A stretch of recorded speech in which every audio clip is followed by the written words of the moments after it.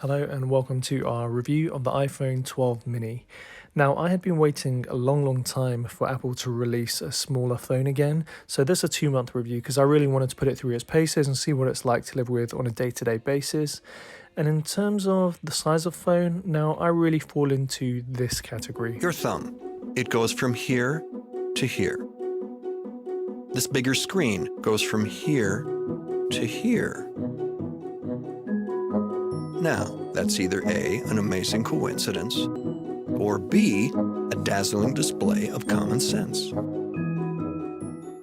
Now, straight away, I realized that I absolutely love the shape of this phone. I love the flat edges much more than I like curved edges. That's just a personal preference thing. Doesn't really make much difference to the function of the phone, apart from I find it much easier to hold in your hand. As you can see, it's a fingerprint magnet, and it's very reflective, the screen as well. Couple of disappointing things, but the feel, the size of this, it seemed perfect. And when I initially unboxed this thing, I thought, great, you've got the A14 Bionic chip that you have in the iPhone 12, you've got the same camera, you've got 5G, you've got the OLED display. I thought this thing was going to be perfect for me, and it very nearly was.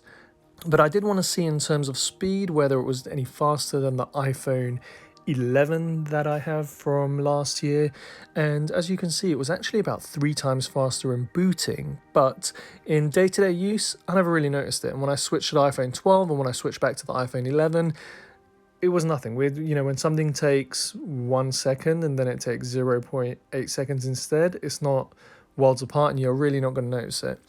A few other things I love about this phone is the fact that you can stand it sideways. I always watch next to my bedside table when I'm about to go to sleep. Display is absolutely gorgeous, OLED screen, really love the display. But there are a few things about this phone, which is why I won't be getting it just yet, and I'll be waiting for the iPhone 13 mini. And the main one amongst those is the battery life. Now, I remember the days when I had my iPhone 4S and I would need to carry a little Mophie juice pack. You clip it onto your keyring and you can plug it into your phone. And I'd always need to do that around 3-4 o'clock, even with a very moderate use, just because it would run out of battery because it was a smaller size phone. It obviously can't have as big a battery as you get in your bigger phones. And then after that, when I switched to the iPhone 7, the iPhone 7 Plus, and every generation of iPhone from there on in, I never worried about battery life again, and it was something that I didn't even think about, because literally with my iPhone 11 over a period of a year, there was probably 2 days where I needed to charge before the end of the day, but otherwise my phone was fine. I never worried about how much usage I was having on the phone, but I found myself with the iPhone 12 constantly being cautious of how much I was using it, whether it was to watch something on the way to work or whether it was to play a game or just use my phone in general. I'd always be cautious of the battery life. Without fail, the phone would run out of juice by 4:30 on days where I didn't have a portable charger with me. And for me, that's the biggest thing. That's the biggest step back. You're saving size by having the smaller phone, but you now have to carry an extra accessory, which kind of negates that whole purpose if that is your main reason for getting the iPhone 12 mini, is because you're getting a smaller phone. And that's a real shame. I mean, if I worked a normal 9 to 5 and I was in the office every day, then fine. When I get to the office, I'll throw it on a chargeable dock and that'll be the end of that. And if that's your scenario, this phone may very well work for you. The other things, they're not faults with the phone.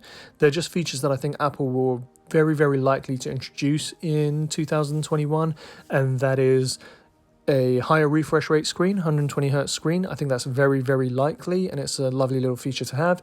And the other one is making a smaller notch. I've never been a big fan of the big Apple notch, and I really hope that they go and do what Samsung or other companies are doing by either having a very small camera notch, just a little circular cutout, or even having the camera behind the display.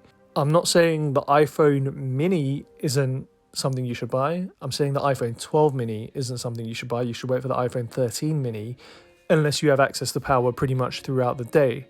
And it's a real shame, because I really love the design of the phone. I took it out the box and I thought this thing feels perfect in my hand. I can reach all corners of the screen and it was great, but we're going to suggest waiting for the iPhone 13 mini. But I have a feeling that if they improve the battery life, it's going to end up being the perfect phone that I've waited for all this time.